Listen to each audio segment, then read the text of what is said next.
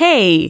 Μόλις πάτησες να ακούσεις το podcast της Fabrica d'Arte σε συνεργασία με το Puka Art Studio. Έχεις χρόνο για φιλοσοφία? Αν ναι, μείνε να ακούσεις τις φίλων σοφίες και καλή δύναμη!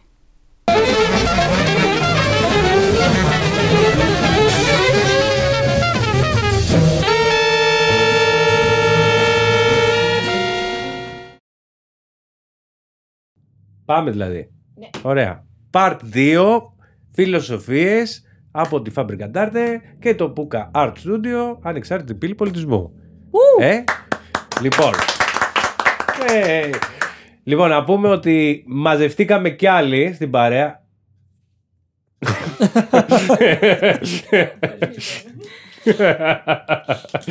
Δεν ξέρεις να κάνεις το σταυρό σου, ρε άνθρωπο. Λοιπόν, είχαμε μείνει στο Θανάσης Παπαθανάσης και εδώ μου θύμισαν κάτι. Τι μου πες ότι είναι σειρά? Θανάσης, ναι. Θανάσης Βέγκος. Ήταν ο Βέγκος δηλαδή έπαιζε. Ναι. Το 89. Δεν το για κάποιο λόγο δεν το έχω. Τι μου πες, το έχουν πει κι άλλοι. Ναι, αυτό. Κοίταξε να δεις, πάντα υπήρχε και από το Παπαθανάσης, αφού είναι Θάνος, με λέγανε όλοι Θανάση. Ναι. Και υπήρχαν στο γυμνάσιο και στο λύκειο οι φίλοι μου που τους είχα πει ότι επειδή δεν μου αρέσει το Θανάσης, που με λέγανε Παπαθάνο. Θάνο Παπαθάνο. Οκ. Μ' αρέσει πιο πολύ το Θανάση. Τώρα να έχει σχέση με το Βέγκο που μου κολλάει καλύτερα, δεν ξέρω.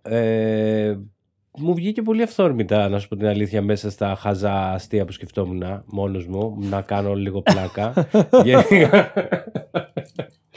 Γενικά, ρε παιδί μου, αυτό σκεφτόμουν πριν, ότι ενώ κάνουμε παραγωγές διάφορες, μέσα στη φάση που την κάνουμε, γελάμε πάρα πολύ, κάνουμε πολλές πλάκες, ενώ, ρε παιδί μου, πάντα ό,τι φτιάχνουμε είναι πολύ βαρύ και ασήκωτο, ας πούμε. Λοιπόν, να γυρίσουμε λίγο στα προηγούμενα. Λέγαμε λοιπόν, ξέρεις, τώρα εγώ κρατάω λίγο και το θεωρητικό πλαίσιο και είναι ευκαιρία, ρε παιδί μου, που έχεις μια πρακτική, πώς το λένε, βρίσκεσαι πρακτικά πάνω σε αυτό το αντικείμενο. Δεν είναι ότι λέμε, λες απλά αστεία, ρε παιδί μου, στην παρέα σου. Το κάνεις πάνω στη σκηνή.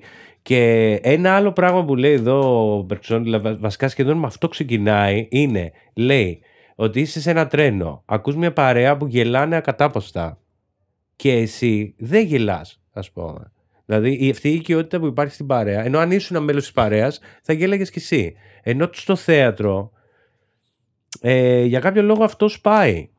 Αυτό, παρόλο που δεν το ξέρεις τον άλλον ως ηθοποιό. Εντάξει, υπάρχει το κείμενο και παίζεις και είναι και μια περσόνα που παρουσιάζεις, φαντάζομαι. Αλλά αυτό που έλεγες πριν, ότι το να σπάσεις, ας πούμε, την ασφάλεια του αλουνού και να γελάσει, νομίζω αυτό προσπαθούσε να μας πεις, Μετέο, ότι το θεωρείς κάτι, ρε παιδί μου, ότι το βλέπεις σαν κάτι δύσκολο. Ναι, κοίταξε να δεις, να έχεις έναν άνθρωπο από κάτω που δεν το ξέρεις ή ακόμα και φίλους σου που τους ξέρεις, έχει πάντα μια μεγαλύτερη δυσκολία στο να τους κάνεις να περάσουν καλά. Καλώς ή κακώς στην κωμωδία, ρε παιδί μου, ο δείκτης μέτρησης ενός ηθοποιού όταν είναι πάνω στη σκηνή, ή τουλάχιστον ο δικός μου δείκτης μέτρησης, για να καταλάβω αν αυτό που περνάει από κάτω είναι αν θα γελάσει ο άλλος. Στο δράμα δεν έχω κάποιο δείκτη μέτρησης. Δεν μετρήσω τα δάκρυα του άλλου αν παίξω κάτι δραματικό και αν υπάρχουν δάκρυα. Υπάρχουν άνθρωποι όμως οι οποίοι έρχονται στην παράσταση, είτε σε αυτή που παίζω τώρα, είτε σε κάποια άλλη, και δεν γελάνε γιατί είναι μαγκωμένοι, γιατί φοβούνται μη σε προσβάλλουν, ας πούμε. Πιστεύεις ότι συμβαίνει αυτό? Ρεζίλοι. Να μην γίνουν ρεζίλοι. Μου το έχουν πει. Δηλαδή, θα πω ένα αστείο είτε εγώ είτε κάποιος άλλος και δεν γελάνε γιατί αισθάνονται άβολα ότι θα είναι οι μόνοι που θα γελάσουν. Ενώ αν πάνε σε μια άλλη παράσταση, ας πούμε, που θεωρητικά έχει τις Δάφνες, ξέρω, ρε παιδί μου, σίγουρα το κωμικό έχει σχέση και με το timing. Είναι πολύ σημαντικό το timing. Η στιγμή που θα πέσει η ατάκα, που θα σπάσει. Ας πούμε, πήγα και είδα τις ενιγματικές παραλλαγές. Εν τω μεταξύ, έχεις ξεκινήσει και κάνεις κάποια μαθήματα με το Τζαφουλιά. Ναι, παρακολουθώ ένα σεμινάριο αυτή την περίοδο. Ναι, έχεις κάνει κάποια ήδη. Σεμινάρια, ναι. Είμαστε στα μισά. Ναι, στα μισά κιόλας. Ναι. Πολύ προχώρησε. Την τελευταία φορά που μου είπες ξεκινάω. Ναι. Πέρασε καιρός, ρε φίλε. Έχει περάσει. Ναι. Εκεί τι κάνεις? Εκεί το θέμα του σεμιναρίου, ρε παιδί μου, είναι να φτιαχτεί από την κάθε ομάδα που δημιουργήθηκε εκεί μια 5λεπτη ταινία, η οποία είτε θα είναι εμπνευσμένη από τη ζωή του Κακογιάννη, είτε όχι. Α, γιατί συνεργάζεται και με το Ναι, με Κακογιάννης. το Ίδρυμα Μιχάλης Κακογιάννης. Ναι. Αυτή που θα κάνουμε εμείς δεν έχει σχέση. Δηλαδή το παιδί που τη σκέφτηκε και θα την γυρίσουμε είναι μια ψιλοκομική, Ναι. αλλά και παράλληλα Ναι. έχει και δραματικές πινελιές. Οκ. Ήθελα να σε ρωτήσω κιόλας, θέατρο ή κινηματογράφος, τι σε αρέσει πιο πολύ? Λοιπόν, ο λόγος για τον οποίο έγινα. Έχω χρόνο. Ναι. Για πες. Ο λόγος για τον οποίο έγινα ηθοποιός ήταν ο κινηματογράφος, Ναι. αλλά μου αρέσει το θέατρο. Πώς έγινε αυτή η αλλαγή? Γιατί... Πιστεύεις? Κοίταξε να δεις, εγώ πάντοτε παίζουν μεγάλο ρόλο οι προσλαμβάνουσες. Και σε αυτό βοήθησε πάρα πολύ η Μέρη και το ότι σπούδασα ηθοποιός. Στην Ελλάδα, καλώς ή κακώς, δεν σπουδάζεις ηθοποιός τηλεόρασης ή κινηματογράφος, Ναι. σπουδάζεις θεατρικός. Ισχύει. Οπότε από Το εκεί θεωρείς αγάπησα. κακό αυτό?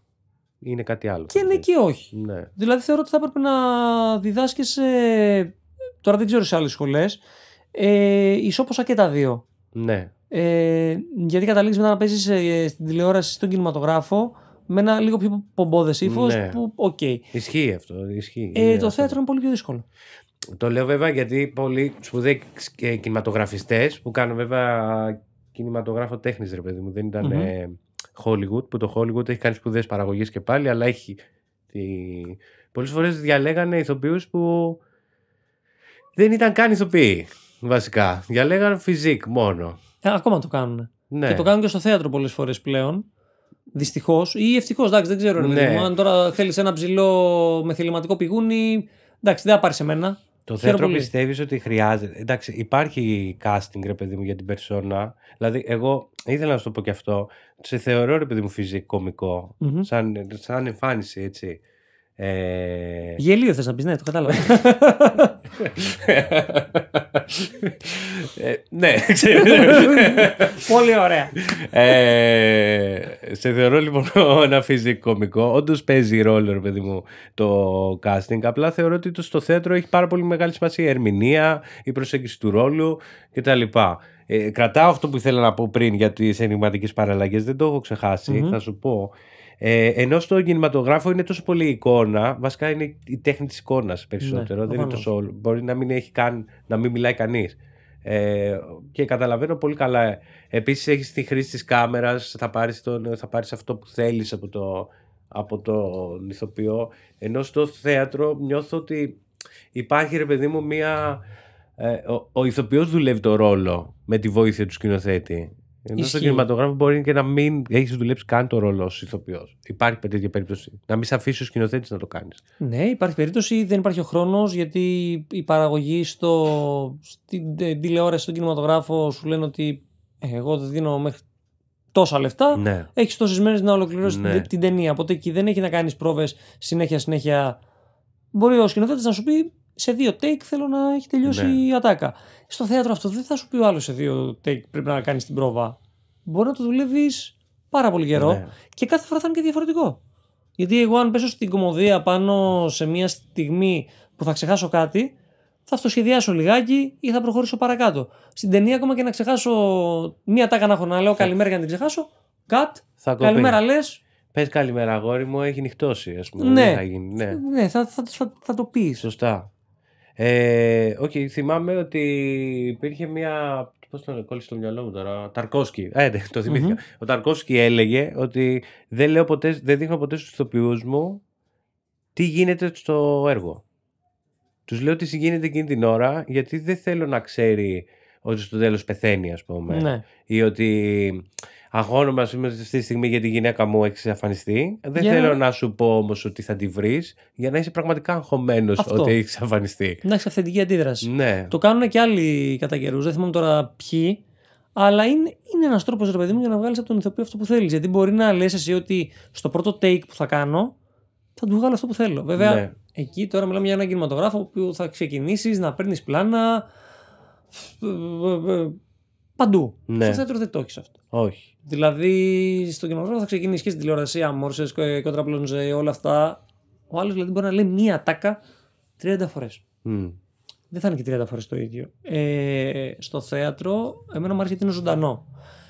Αλλά θα ήθελα να κάνω κινηματογράφο, θα ήθελα να κάνω τηλεόραση και για το ναρκισσιστικό κομμάτι της δόξας, δηλαδή του να είμαι πιο εύκολα αναγνωρίσιμος. Το λέει έτσι. Ναι. Δεν έχει... Ξεκάθαρα. Δεν το παίζουμε εδώ, ναι. Νομίζω ότι οποιοδήποτε ηθοποιός ξεκίνησε να κάνει υποκριτική και για εγωιστικούς ναρκισσιστικούς λόγους. Δηλαδή, εγώ πιστεύω ότι οι περισσότεροι που ασχολούνται με την τέχνη έχουν μέσα τους ένα εγωιστικό κομμάτι, ένα ψήγμα εγωισμού που λένε ότι κάποια στιγμή θα ακούσω αυτό που έφτιαξα ή θα δω αυτό που έφτιαξα και θα πω τι ωραίο. Αυτό, φίλε, έχω δουλέψει τόσο πολύ προσπαθώντας να καταλάβω. Δηλαδή, κάμια φορά για να αναγνωρίσεις πότε λες ότι αυτό που έκανα είναι καλό. Όταν είσαι κάνει πολλά χρόνια ψυχοθεραπεία και λες για μένα είναι καλό και δεν πιέστηκα για τους άλλους. Ναι, εγώ π.χ. σπάνια. Εγώ δεν μπορώ να με δω. Δεν θα το έλεγες όμως άμα είχες μια φοβερή επιτυχία, ξέρω εγώ, και ο κόσμος μαζευόταν. Ναι, ίσως. Δεν ξέρεις. Αλλά δεν ξέρω. Θέλω να πω ότι έχει μεγάλη σχέση με τον κόσμο. Και λες τώρα, εγώ θέλω τον κόσμο να με παρακολουθήσει γιατί την έχω ψωνίσει με ψώνιο ή γιατί δεν έχω άλλο τρόπο να ξέρω αν αυτό που κάνω το κάνω καλά. Παράδειγμα. Καταλαβαίνω ότι υπάρχει αυτό. Δεν έχω απάντηση. Νομίζω είναι στον καθένα. Ναι. Δηλαδή, αν ένας άνθρωπος δεν έχει πάρει την επιβεβαίωση που θέλει από τους γονείς του π.χ. Ευχαριστώ. Ναι. Ναι, καλησπέρα σας. Για τον εαυτό μου μιλούσα, αλλά μάλλον ήρθα και περισσότερα άτομα σε αυτό το δωμάτιο. Αναζητάει την επιβεβαίωση παντού. Δηλαδή, μπορεί να αναζητήσεις στον ερωτικό τομέα, μπορεί να την αναζητήσεις στη δουλειά σου. Δηλαδή, να πεις ότι εγώ θα γίνω ο καλύτερος αρχιτέκτονας, ο καλύτερος γιατρός, μόνο και μόνο για να λένε όλοι, τι θέλεις τον τάδε γιατρό, αυτός. Όλα είναι στο κομμάτι της ψυχολογίας. Όλα εκεί βασίζονται, όλα στην παιδική μας ηλικία βασικά. Ναι. Πιάνουμε και δεύτερο θέμα που θέλω να σε ρωτήσω, την άποψή σου. Προφανώς να σε ρωτήσω κάτι για την άποψή σου είναι κάτι που ήδη έχω σκεφτεί λιγάκι, απλά δεν έχω πάντα απαντήσει. Αρχικά, για να πω αυτό, παράδειγμα, στις ενιγματικές παραλλαγές την έχεις δει, την είδες στην παράσταση. Ναι. Ωραία, μπορούμε να μιλήσουμε γι' αυτό. Ο Μπέζος δεν προσπαθεί να το παίξει, ρε παιδί μου. Βγαίνει γέλιο, κάνοντας ακριβώς το αντίθετο. Ακριβώς. Δηλαδή είναι. Καλά, εγώ σκέφτομαι ώρες ότι παίζει τον εαυτό του. Νιώθα ότι τραβάει λίγο τα μαλλιά τη δικιά του τέτοια προς το... Δεν είπα ότι είναι αυτός, όχι, το τραβάει λίγο από τα μαλλιά.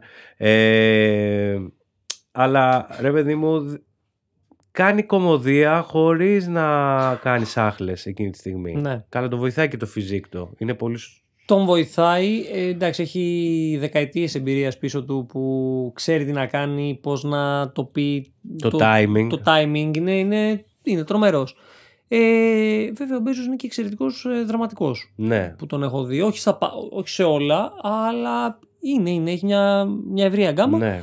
Αλλά έχει επιλέξει, αν θυμάμαι καλά, το είχε πει και σε συνέντευξη, ότι θέλω να κάνω κωμωδία στην τηλεόραση όταν έκανε, γιατί ο κόσμος είχε ανάγκη να γελάσει. Να γελάσει, ναι. Και έκανε, νομίζω, ως επιτοπλίστων κωμωδίες. Δηλαδή, τώρα παίζει, αν δεν κάνω λάθος, στη σειρά στο Ναυάγιο, το οποίο είναι δραματικό και δεν το έχω δει. Και άλλη μια φορά είχε παίξει πριν από 30 χρόνια. Ναι. Σε άλλη μια δραματική. Εν τω μεταξύ, ρε παιδί μου, αυτό τώρα από το διότι το σκεφτόμουν, ας πούμε. Ο χαρακτήρας που παίζει στην παράσταση, γιατί είπαμε ότι το γέλιο προέρχεται από όταν κόψεις την συναίσθηση με το χαρακτήρα.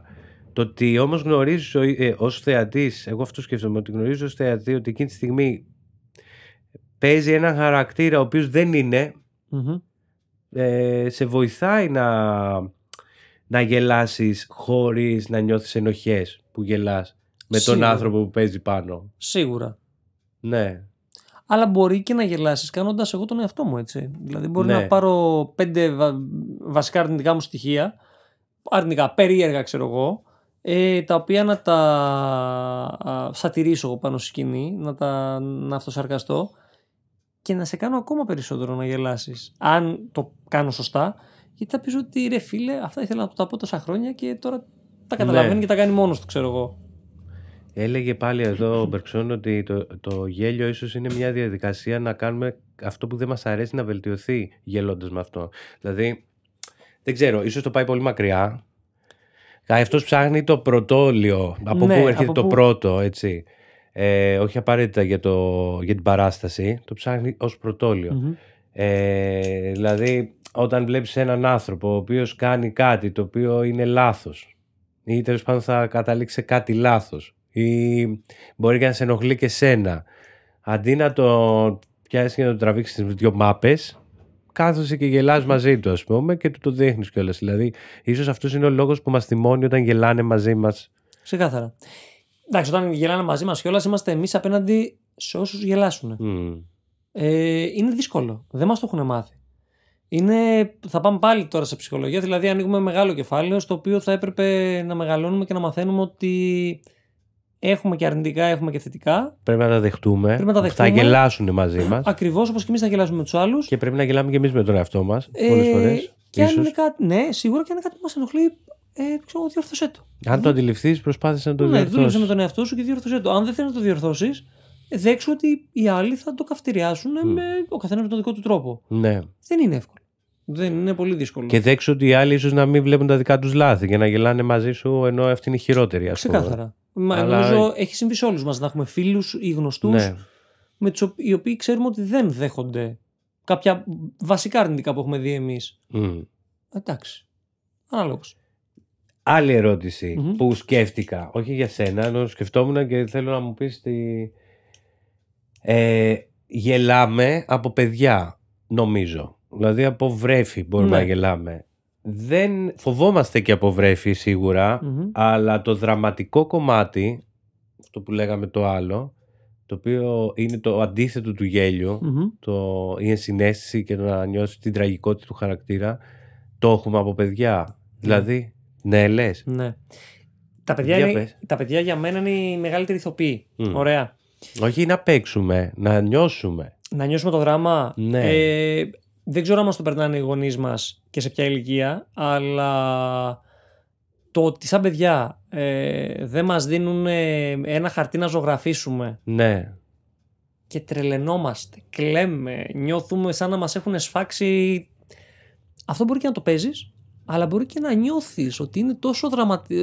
Η ζωή μου τελειώνει, δεν μου δίνουν αυτό που θέλω. Ναι, εγώ αυτό το βλέπω τώρα με τα καινούργια παιδιά της παρέας, που μπορεί να θέλουν κάτι και να κλαίνε σαν πώς το λένε, σαν ηλέκτρα που περιμένει τον Ορέστη να γυρίσει. Και χτυπιούνται κάτω ας πούμε. Δώσε μου την πιπίλα. Αλλά... Αυτό δεν είναι αστείο για εμάς. Βλέπουμε για το δράμα του παιδιού και γελάμε. Οι γονείς μπορεί να γελάνε, αλλά μπορεί και να κλαίνε γιατί ξέρουν τι τους περιμένει το βράδυ στο σπίτι, ξέρω εγώ. Ναι, εγώ νομίζω ότι έχουμε από μικρή και το δράμα και το γέλιο. Δεν ξέρω τώρα, δεν το έχω μελετήσει. Δεν ξέρω. Θέλω να σε ρωτήσω για την ενσυναίσθηση, ρε παιδί μου. Δηλαδή, μπορεί ένα. Δεν ξέρω, δεν θα μου απαντήσει με την έννοια το ξέρω. Εγώ σκεφτόμουν, ας πούμε, ότι την ενσυναίσθηση στο δραματικό, δηλαδή το να αντιλαμβανόμαστε το δραματικό του άλλου, σκέφτομουν μήπως το αποκτούμε εκεί στην προεφηβεία, εφηβεία. Σίγουρα, ας πούμε, υπάρχουν τα παραμύθια που ακούμε, αλλά περισσότερο μας τρομάζουν, ο κακός ο λύκος κτλ. Αλλά δεν ξέρω αν υπάρχει δραματικό παραμύθι. Δεν ξέρω. Έτσι, σαν μήπως έχεις κάτι να μου πεις πάνω σε αυτό, γιατί εμένα κολλάει το μυαλό μου εκεί. Σταματάω. Ναι. Κοίταξε, παραμύθι. Για μένα όλα τα παραμύθια είναι δραματικά τα οποία έχουν ωρεοποιηθεί. Ναι. Δηλαδή, ειδικά και του Άντερσεν. Καλά. Τώρα, ήμασταν μικροί, μας λέγανε το κοριτσάκι με τα σπίρτα που πεθαίνει έξω στο κρύο. Άρα, ναι. Και λέγαμε εμείς, είναι σαν να σου λένε πόσο χρόνο είσαι, αγόρι μου, 3-4. Η ζωή είναι σκληρή. Θα πεθάνεις άμα είσαι φτωχός. Πολύ ωραία παραμύθι, ευχαριστούμε πάρα πολύ. Νομίζω ότι υπάρχουν όλα. Είναι που θα εστιάσουν οι γονείς για μένα και ο κοινωνικός περίγυρος του ανθρώπου. Ναι, από προσωπική πείρα μπορώ να σου πω ότι... Μου το κατέρριψες το επιχείρημα, δεν πάει λοιπόν προς τα εκεί που το είχα τέτοιο ή δεν βοήθησες. Γιατί όντως υπάρχει, μπορεί να μην είναι το δραματικό αυτό που είχα στο μυαλό μου, αλλά υπάρχει όντως δραματική ενσυναίσθηση με αυτή την έννοια, με τον Άντερσεν, όντως. Δεν είναι απλά ότι εμφανίστηκε ένας λύκος και το έφαγε, όντως ταλαιπωρείται και όντως σκέφτεται το παιδί. Μπορεί να μην σκεφτεί, ας πούμε, ακριβώς το κακόμοιρο το κορίτσι, το άλλο τι έπαθε, αλλά περισσότερο και μην το πάθω κι εγώ. Ναι. Ναι, να ταυτιστεί λίγο πιο πρωτόλια, αλλά ταυτίζεται και πάλι. Ωραία. Να γυρίσουμε στο κωμικό. Εντάξει, αυτό ήταν περισσότερο έτσι, γιατί δηλαδή μου σκεφτόμουν ότι το γέλιο, ξέρεις, αυτό ήθελα να πω, ότι αυτό που λέγαμε, νομίζω ότι όλοι γελάνε, ρε παιδί μου. Όλοι οι άνθρωποι γελάνε. Μπορούν να παρακολουθήσουν μια κωμωδία. Αν δεν την καταλαβαίνουν, δεν θα γελάσουν. Υπάρχουν υψηλού επίπεδου κωμωδίες που δεν θα το πιάσουν το νόημα, αλλά όλοι θα γελάσουν και δεν θα νιώσουν, ας πούμε, αυτή τη συγκίνηση απ' την άλλη με το δράμα που φτάνει, ρε παιδί μου, σε μια κάθαρση, αυτό που λέμε η κάθαρση με το δράμα. Γιατί εμένα η ερώτησή μου είναι γιατί πιστεύεις, αν πιστεύεις κάτι έξτρα από το που λένε όλοι, πάμε να δούμε μια κωμωδία να χαλαρώσουμε, ρε παιδί μου, να γελάσουμε. Ωραία. Πέρα από το ότι η ζωή μας είναι πολύ σκληρή και θέλουμε να δούμε μια κωμωδία, πιστεύεις ότι υπάρχει και κάτι άλλο που κάνει την κωμωδία τόσο δημοφιλή? Νομίζω ότι οι περισσότεροι θεωρούν ότι ότι στην κωμωδία δεν σκέφτεσαι. Ναι. Και θέλουν να βγάλουν τη σκέψη από το μυαλό τους. Ναι. Ενώ στο δράμα αναγκαστικά σε βάζει σε μια τέτοια διαδικασία. Εγώ σε αυτό διαφωνώ. Το έχω συζητήσει πάρα πολλές φορές και με άτομα του χώρου. Η κωμωδία μπορεί πολλές φορές να σε βάλει να σκεφτείς πολύ περισσότερο από ότι το δράμα. Αν καταλάβεις τι πας να δεις. Αν πας να δεις, ρε παιδί μου, ακόμα και μια επιθεώρηση. Ναι. Από αυτές που παίζουν ανά τα χρόνια στα κανάλια. Όταν το είπαμε και προηγουμένως, σατυρίζουμε κάτι κωμικό για την Ελληνίδα μάνα π.χ. που κάνει στα παιδιά, δεν σε βάζει να σκεφτείς ότι αυτό που κάνει η Ελληνίδα μάνα στα παιδιά τόσες δεκαετίες μπορεί να είναι λάθος και να έχει πληγώσει τα παιδιά και τα παιδιά να έχουν φτάσει σε ένα σημείο ότι πρέπει να το αλλάξουν. Η αλήθεια είναι ότι σκέφτεσαι, ρε παιδί μου, κάποιες φορές. Δηλαδή, έχω ακούσει να λες ότι δεν θα γίνω σαν αυτό που κοροϊδεύουμε. Το λένε λίγο. Αργά γίνεται, αλλά γίνεται. Ναι, αλλά γινόμαστε. Οπότε εσύ λες ότι υπάρχει και κάτι πέρα στην κωμωδία και κάτι μεγαλύτερο, αυτό που λέγαμε κριτική, ακόμα και σε πιο λαϊκές μορφές, υπερλαϊκές μορφές κωμωδίας. Δεν είναι όμως αναγκαστικό, λόγω μάλλον της δομής που λέγαμε πριν, ότι το κωμικό έχει μια μορφή αφήγησης. Δεν σημαίνει ότι μπορείς να γελάσεις χωρίς να πάρεις το νόημα που κρύβει από πίσω. Ναι. Ή μπορεί να σου φέρει πολύ εύκολα το γέλιο, δηλαδή, ρε παιδί μου, χωρίς να σκεφτείς το δεύτερο επίπεδο. Δηλαδή, υπάρχουν πάρα πολλοί οι οποίοι σου λένε, αχα, ναι, έχεις δίκιο, έτσι μεγαλώσαμε. Ωραία, και τι πάθαμε. Ναι. Θα σταματήσει εκεί πέρα, δηλαδή, ότι είναι μια χαρά μεγαλώσαμε εμείς, ήταν η καλύτερη γενιά. Γινόμαστε λίγο, ρε παιδί μου, αισθάνομαι εκεί πέρα σαν τους γονείς μας, που λέγανε ο καθένας για τη δική του δεκαετία ότι αυτή ήταν η καλύτερη. Δεν θα πάρουμε το επόμενο. Ενώ αν πας να δεις ένα δραματικό έργο, οτιδήποτε, είτε κλασικό ρεπερτόριο, είτε μοντέρνο, θα πεις, εντάξει, ναι, ωραίο ήταν, ρε παιδί μου, αλλά τώρα γιατί μου δείξε τη δυστυχία του αλλού, δεν θέλω, έχω τις δικές μου δυστυχίες. Έχω τη δικιά μου δυστυχία. Ναι. Αν όμως σου δείξει τη δυστυχία με κωμικό τρόπο, θα αισθανθείς ανώτερος. Κοίτα, η αλήθεια είναι ότι, ας πούμε, τώρα με το Πούκα που θέλουμε να ξεκινήσουμε να κάνουμε παραστάσεις, έχουμε ήδη βάλει ένα πολύ ωραίο παιδικό θα είναι, παιδικό εφηβικό για μένα. Μπορώ να πω τίτλο? Όχι, δεν μπορώ να πω. Με κόψανε. Εγώ ζήτησα, γιατί δεν έχω κάνει κάτι, ζήτησα μαύρη κωμωδία το επόμενο. Δεν μου έχουν δώσει ακόμα κείμενο να δω τι θα κάνουμε, αλλά πιστεύω ότι είναι και αυτό που σου λέγαμε με τη μουσική, ρε παιδί μου, ότι είναι λίγο, αν προσέξεις, τα κωμικά δεν έχουν τόσο μουσική, δεν είναι τυχαίο που δεν υπάρχει τόσο μουσική. Ναι, γιατί στηρίζονται σε στίχο κυρίως. Ναι. Και στο θέατρο και στον κινηματογράφο δεν παίζει τόσο μεγάλο ρόλο η μουσική, γιατί δεν ξέρω αν, δηλαδή προβληματίζομαι όταν συζήταγα εγώ με την coach μου, τέλος πάντων. Όχι, είναι coach, το τέλος πάντων το λέω γιατί ξέρεις, στην Ελλάδα το έχουμε νιώθει λίγο αμήχανα όταν έχεις coach. Δεν είναι live. Δεν είναι live, είναι επαγγελματική coach. Ναι. Εντάξει. Έλεγα ότι υπάρχουν. Ένα πράγμα έλεγα ότι είναι πολύ δύσκολο να περιγράψω μουσικά και αυτό είναι η αηδία. Δυσκολευόμουν πάρα πολύ να περιγράψω την αηδία και ακόμα δεν τα έχω καταφέρει να βρω ακριβώς πώς μπορώ να σου προκαλέσω αηδία με μουσική. Βρήκα έναν τρόπο, γιατί χρειάστηκε για την ταινία με τον Άρη και τον Ηλία, που μου ζητάγανε να δημιουργήσω και τα καταφέραμε. Πολύ τεχνικά το έκανα, αλλά βρήκα πώς γίνεται. Το δεύτερο είναι πώς θα σε κάνω να γελάσεις μόνο με μουσική.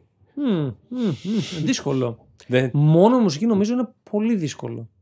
Δεν είναι φοβερό ότι δεν μπορεί να δουλέψει. Ισχύει, δεν το είχα σκεφτεί ποτέ μόνο από την αλήθεια, γιατί πάντοτε οι μουσικές που κάθομαι και παρατηρώ είναι κυρίως κινηματογράφο και τηλεόραση, οι επιβλητικές και δραματικές. Βέβαια, προχθές πήγαμε και είδαμε την καινούργια ταινία του Alex Garland, το Civil War. Το οποίο σε τοποθετεί σε μια δυστοπική Αμερική που έχει εμφύλιο πόλεμο, δεν ξέρουμε πότε, και βγήκε και σε χρονιά εκλογών που είναι διχασμένη εκεί πέρα. Σε βασικές στιγμές που είναι έτσι το κλίμα κάπως βαρύ, βάζει μουσική η οποία είναι πιο soft και πιο παιχνιδιάρικη. Η κόντρα όμως γελάει. Η κόντρα με έκανε να το full metal jacket είναι έτσι.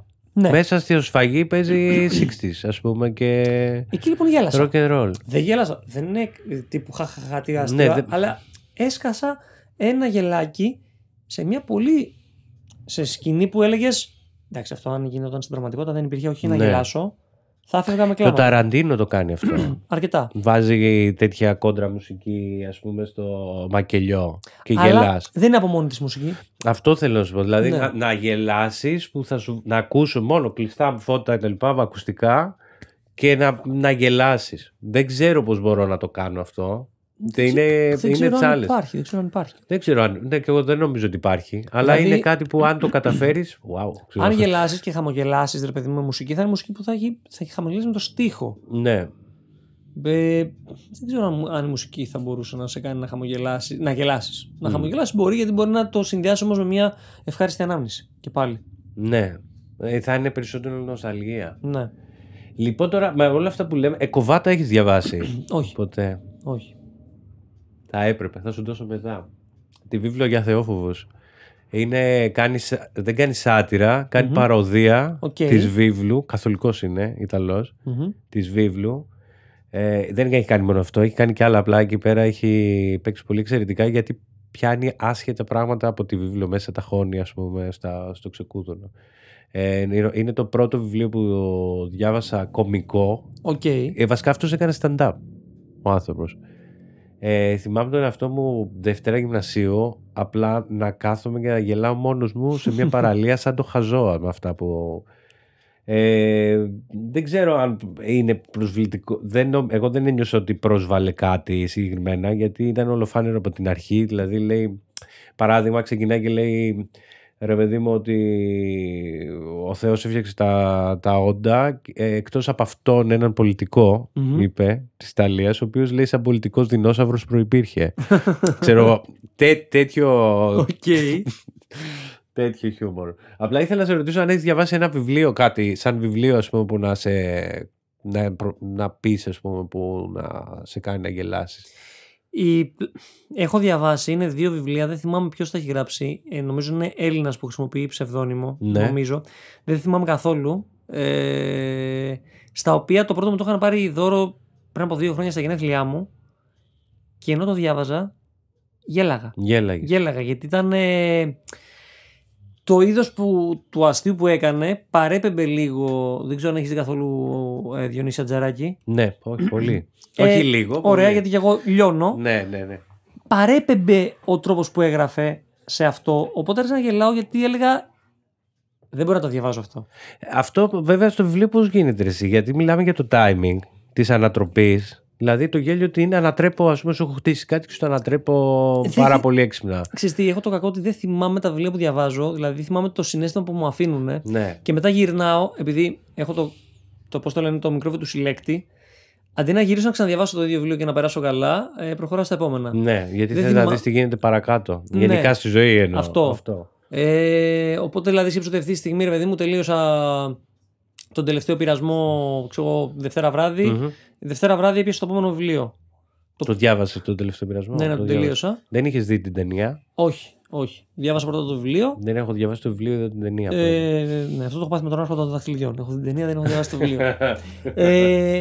Αλλά δεν είμαι ο άνθρωπος, ρε παιδί μου, που θα κάτσω. Είναι πώς θα με πιάσει. Δηλαδή, με πιάσε, τελείωσα το τελευταίο πειρασμό, ξεκίνησα το επόμενο βιβλίο άσχετο, που απλώς είχα στη βιβλιοθήκη μου και δεν είχα διαβάσει. Ναι. Το ίδιο κάνω και με σειρές και με ταινίες πιο εύκολα να ξαναδώ. Σειρά δεν θα ξαναδώ π.χ. Ναι. Ολόκληρη. Δεν το έχω. Κάναμε αυτή τη μαλαγία με το Stranger Things εμείς. Να το ξαναδείτε. Ναι, γιατί θέλαμε να το δείξουμε σε ένα φίλο και είχαμε φρικάρει γιατί θέλαμε να φτάσουμε στο τέλος. Και ήταν ο άλλος και μας έκανε ρώταγε συνέχεια. Όχι ρώταγε. Έλεγε πάω από μαλακία αυτό, χάλια αυτό. Ναι. Ξέρω εγώ. Γεια σου Γιώργο. Το έχω πάρει με σεζόν σειράς που θέλω να τη δείξω στη μέρη. Ναι. Τώρα μου είπες βέβαια για Καζαντζάκη και θα με εντριγκάρει πάρα πολύ να μιλήσουμε γι' αυτό. Τέλος πάντων, ας μιλήσουμε για το κωμικό. Σε άλλο επεισόδιο θα μιλήσουμε και για τον Νίκο Καζαντζάκη. Με χαρά, μεγάλη χαρά.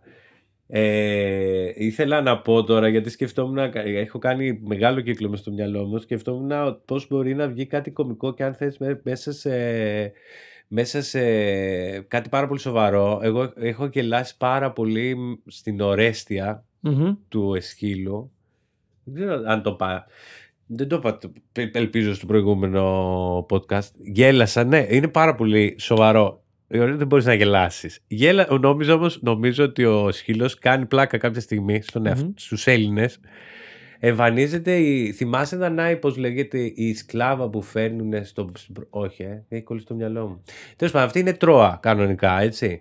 Οπότε αρχίζει έναν μονόλογο για την κατάστασή της που έχει γίνει σκλάβα και είναι ο χορός γύρω της.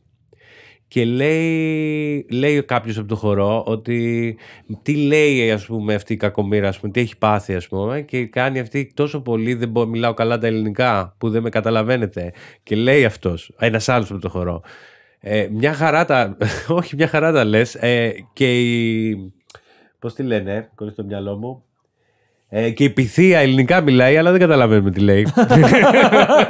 Και λέω, δεν είναι δυνατόν. Λέω να το έγραψε αυτό το πράγμα. Εντάξει, αυτό είναι de facto αστείο. Ναι, είναι πολύ καλό αστείο. Είναι πολύ καλό αστείο. Είναι πάρα πολύ καλό αστείο. Δεν ξέρω αν το έχει παρατηρήσει κανείς. Νομίζω ήταν η δεύτερη φορά που είδα το συγκεκριμένο τέτοιο του. Δεν θυμάμαι αν όπως το και ξέρεις, μπορεί να ήταν παράφραση όμως του σκηνοθέτη αυτή. Να το κάνεις τόσο... Ήθελε να το κάνει εσύ. Δηλαδή, επίσης, ας πούμε, λίγο γέλασα στο τρίτο κομμάτι, στις Ευμενίδες, όταν η Αθηνά, δικαιολογώντας ότι δικαιολογεί κόλλησε στο μυαλό μου, τον Ορέστη, για τη μητροκτονία, τη δικαιολογεί, γιατί δεν καταλαβαίνει γιατί κακό να σκοτώσουν τη μάνα, γιατί αυτή δεν έχει μάνα.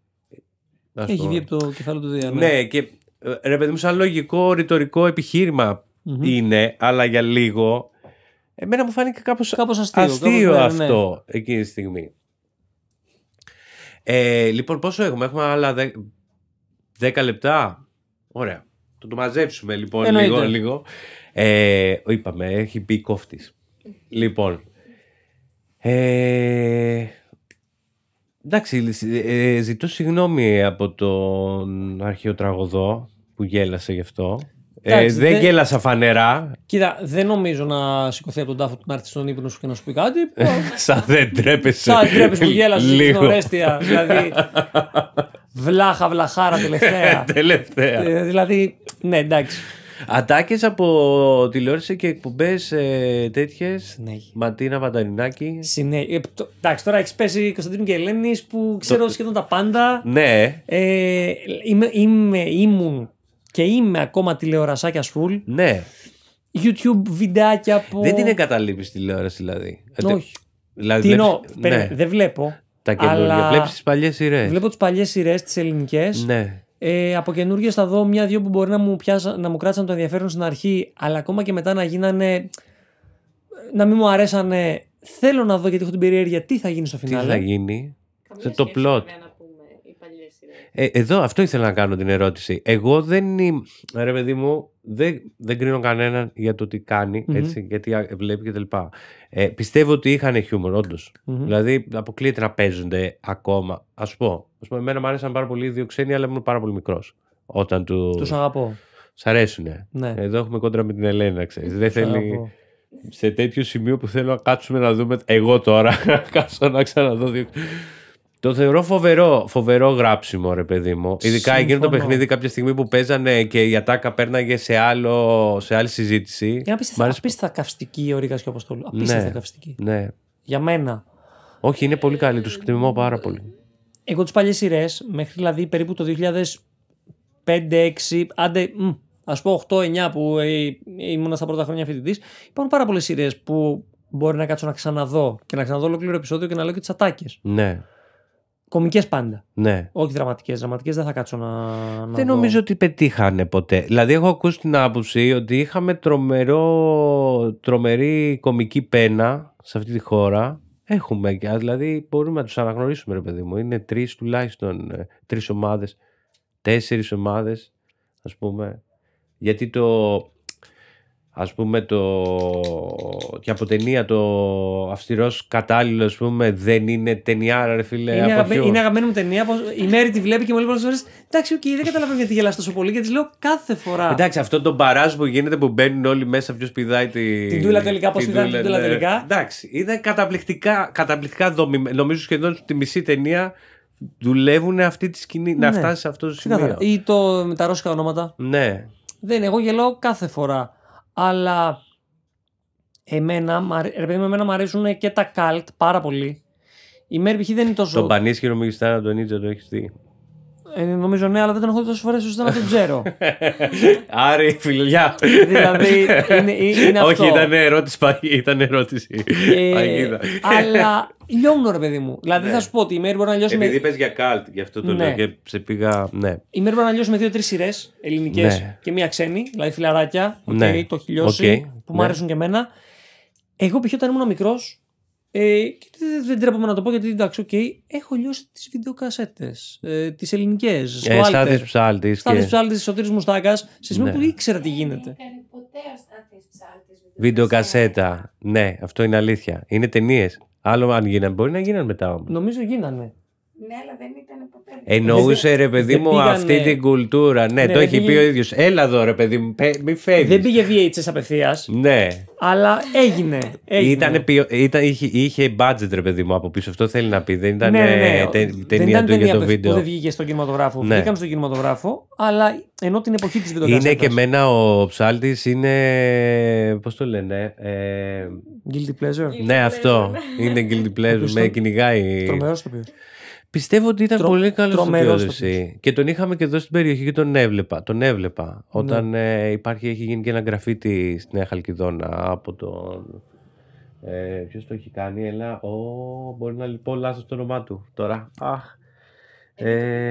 Ναι, δεν θα το πω, συγγνώμη. Νομίζω Πλάτων. Νομίζω ότι μπορεί να κάνω λάθος. Το στρατιωτικό εργοστάσιο της Νέας Χαλκιδόνας είναι. Συγγνώμη. Φίλε, δεν σε ξέρω προσωπικά. Παρ' όλα αυτά, εμένα η αγαπημένη μου ηθοποιή, τα πρότιμά μου δεν είναι κωμική. Ναι. Όχι. Αλήθεια. Ναι. Δηλαδή, έχω έναν Έλληνα και έναν ξένο, οι οποίοι δεν είναι κωμικοί. Ο Έλληνας, παλιός βέβαια, είναι ο Δημήτρης ο Χόρν. Ναι. Και ο ξένος είναι ο Ντάνιελ Ντέι-Λιούις. Ναι. Που δεν ξέρω τώρα, δεν μπορεί σίγουρα να κάνω στο θέατρο, αλλά στις ταινίες του στο Χόρν είχε ένα λίγο πιο ελαφρύ σε κάποιες, αλλά πάντοτε με συνάντηση. Ότι έκανε χιούμορ εννοείς λίγο, υπήρχε ένα χιούμορ χαμηλά κάπου. Ήταν λίγο πιο χαλαρός, αλλά τρελαίνομαι για τα δραματικά. Ο Χόρν έδειχνε ότι το κάνει για πλάκα αυτό, όχι για πλάκα αστεία, ότι του είναι πάρα πολύ εύκολο. Ναι. Δεν ξέρω πώς το κάνει αυτό το πράγμα. Το αγαπούσα αυτό. Ναι, έδειχνε μεγάλη ευχέρεια. Δηλαδή θα μπορούσε να τραγουδήσει, να παίξει. Έδειχνε ότι λες και γεννήθηκε πάνω στη σκηνή, ρε παιδί μου, ή μπροστά σε μία κάμερα. Αλλά και αυτό που θα πω, δεν ξέρω αν το ξέρουν οι περισσότεροι, η ταινία που με έκανε εμένα να θέλω να γίνω ηθοποιός όταν την είδα και ήμουν 8 χρονών, θα πάμε σε κάτι μεγάλη blockbusterιά. Ναι. Αλλά είναι οι επικίνδυνες αποστολές με τον Tom Cruise. Αλήθεια. Ναι. Wow. Το άφησα για το φινάλε. Μας έχει τρελάνει. Το άφησα για το φινάλε. Ναι. Και λατρεύω Tom Cruise και να βλέπω τέτοιες ταινίες. Tom Cruise. Ναι. Έχει φάει μεγάλο. Τώρα έχουμε χαλαρώσει βέβαια. Το κάνουμε πιο συζήτηση τέτοια. Έχει φάει μεγάλο. Πώς να το πω. Μεγάλη κριτική. Πολύ κριτική ο Tom Cruise. Ναι, σαν χαρακτήρας. Σαν χαρακτήρας είναι. Πιστεύεις? Κοίταξε, οι ταινίες του, ρε παιδί μου, είναι αυτό ακριβώς που είναι το Hollywood. Ναι. Μεγάλα budget, τρελά stunt πράγματα που τα κάνει μόνος του. Πιστολίδι, δράση. Ωραία δράση. Δηλαδή, εγώ είδα και το Top Gun, το Maverick. Ναι. Δεν το έχω δει ακόμα. Το πιστεύεις? Εξαιρετικό. Ναι. Είναι ταινίες που σώζουν τον κινηματογράφο. Γιατί έχει περάσει μια μεγάλη περίοδος με τις πλατφόρμες. Που ο κόσμος δεν πηγαίνει σε κινηματογράφους. Οι παλιοί κινηματογράφοι στην Αθήνα κλείνουν ένας προς έναν. Έχουν μείνει τα village, ok. Δυστυχώς. Ναι, δυστυχώς. Ευτυχώς από τη μία δηλαδή που έχουν μείνει και αυτά, που δεν ξέρω πόσο θα μείνουν. Ο κόσμος στριμάρει. Εντάξει, το έχω κάνει και εγώ στριμάρει, και έχω πλατφόρμες.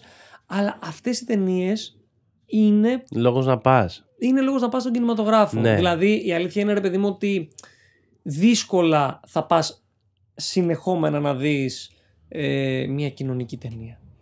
Να τη δεις, δηλαδή να πηγαίνεις μια φορά την εβδομάδα να βλέπεις μια κοινωνική ταινία. Ενώ τις blockbusterίες είναι λίγο πιο εύκολα, είναι αυτό που λέγαμε για την κομμόδια, ότι θέλω να πάω να χαλαρώσω. Ναι, γιατί είναι δράση, ρε παιδί μου. Είναι δράση. Δεν περιμένεις να δεις κάποιο βαθύτερο νόημα. Οπότε εγώ, σαν 8 χρονών παιδάκι, όταν είχα δει τις επικίνδυνες αποστολές, είχα πει wow. Ειδική κατηγορία η δράση. Είναι κάτι άλλο που σκεφτόμουν, ότι παλιότερα, ρε παιδί μου, ας πούμε, στο θέατρο δεν υπάρχει ακριβώς δράση. Θέατρο δράσης. Όχι. Πώς θα γίνει? Δεν γίνεται. Δεν γίνεται. Δηλαδή, άρχισε να σκαρφαλώνεις και να κάνεις πολιτικές. Από το ίδιο το τέτοιο. Λοιπόν, κλείνουμε. Ναι. Να κλείσουμε. Δεν υπάρχει περίπτωση να μην ξαναμαζευτούμε, να τα ξαναπούμε. Εννοείται. Θανάσης Παπαθανάσης. Να μας κάνει outro. Να μας κάνει. Ένα πλάνο για το μέλλον. Επαγγελματικό. Κοίτα, είχαμε πει ότι δεν θα κάνουμε συνέντευξη εδώ. Συζήτηση κάνουμε. Κοίτα, εγώ θέλω να σου πω ότι είσαι πάντα στο μυαλό μου αν κάνουμε μια δουλειά, γιατί σε έχω πάντα στο μυαλό μου. Έτσι κι αλλιώς και σε ένα δικό μου προσπαθώ να κάνω τόσο καιρό. Έχεις το κομμάτι του κωμικού χαρακτήρα, να ξέρεις. Με τη Μάη. Κάτσε να το δεις πρώτα. Οπότε και να είναι με τη Μάη το να είμαι στο μυαλό κάποιου. Ναι, σε έχω. Γιατί μ' αρέσει πολύ και όλο σου το στυλ. Δεν είναι. Γιατί δεν έχω άλλο. Ακόμα και αυτό. Θα μπορούσε να μην έχει άλλον και να λέγε δεν έχω, αλλά δεν θέλω ούτε καν αυτόν. Να μην τον βλέπω. Το είχε κάνει ο Άρης αυτό που έλεγε γιατί γύρισε στην Φιλαδέλφια, ξέρω. Τέλος πάντων. Να πω κάτι συγκεκριμένα. Εσύ θα κάνεις το outro, το τελικό. Αλλά τι θέλουμε να πούμε? Ακολουθήστε μας. Αυτά, έτσι. Ναι, συγγνώμη παιδιά, δεν μπορώ αυτά τόσο πολύ. Ακολουθήστε μας, τα link από κάτω. Θα πάρουμε και τα δικά σου τα link. Θα τα δώσουμε στο Σταύρο να τα βάλει. Κάνει και πολύ ωραία βίντεο με ταινίες. Α, ναι, ξέχασα. Είσαι πολύ δραστήριο στα social. Κάνεις αυτά που συνδυάζεις εντωμεταξύ. Πάντα βάζεις κάτι σε σχέση με κάποιο φυτό, κάτι. Ναι, είναι το καινούριο κανάλι που έχω φτιάξει, το Cine Gardener, που λέω 3 facts για ταινία ή σειρά, και αν υπάρχει κάποιο φυτό το οποίο να υπάρχει στη σειρά και να παίζει σημαίνοντα ρόλο, το βάζω. Λέω ένα fact και για το φυτό. Αν δεν υπάρχει, κάπως με κάποιο τρόπο θα το συνδυάσω και θα το βάλω. Εν τω μεταξύ, έτσι όπως το πες, εμένα μου ήρθε θερινός κινηματογράφος, έτσι. Κατευθείαν. Ωραίο, μ' αρέσει. Κατευθείαν. Και το τραγούδι του Κελαϊδόνη. Που έχει και κινηματογράφο και το Γιασεμί. Ναι. Γιασεμί, νομίζω, ναι. Το αγαπώ το Γιασεμί πάρα πολύ. Αλλά μένα το λιμάδι το είδες τώρα πως κίτρινησε. Εντάξει, δεν είναι εύκολο φυτό. Επόμενο podcast για τα φυτά, παιδιά. Αυτό. Λοιπόν, από μένα, έχεις σκεφτεί πώς θα το κλείσεις? Ναι, κάτι έχω στο μυαλό μου. Α, ωραία. Λοιπόν, οπότε χαίρομαι πάρα πολύ γι' αυτό, γιατί νομίζω δεν το έχω τόσο με το κλείσιμο. Ευχαριστώ πάρα πολύ που ήρθες. Εγώ ευχαριστώ, ήταν πάρα πολύ ωραία. Και... Χαίρομαι που σου άρεσε. Βλέπεις, προσπαθώ να το κρατήσω χαλαρό. Ναι. Να πούμε στον κόσμο ότι ακολουθεί Φίλων Σοφίες podcast στο Spotify, στο YouTube, Fabrica d'Arte, Art Puka Studio. Τι άλλο? Έχουμε κάτι άλλο. Cine Gardener, αν θέλετε να ακολουθήσετε εμένα. Οκ. Αυτά. Αυτό. Λοιπόν, καλή... Τι? Α, ναι. Σωστά. Ναι, είδες. Ναι, είδες. Τα ξεχνάω όλα, παιδιά. Project R, Cafe Stage Bar, Replica. Πολύ ωραίος χώρος. Πολύ ωραίος χώρος να το πούμε αυτό. Πίνετε και το ποτάκι σας την ώρα που θα βλέπετε την παράσταση, τις παραστάσεις. Θυμίζει παραστάσεις έτσι όπως περιγράφουν ότι γινόντουσαν πριν.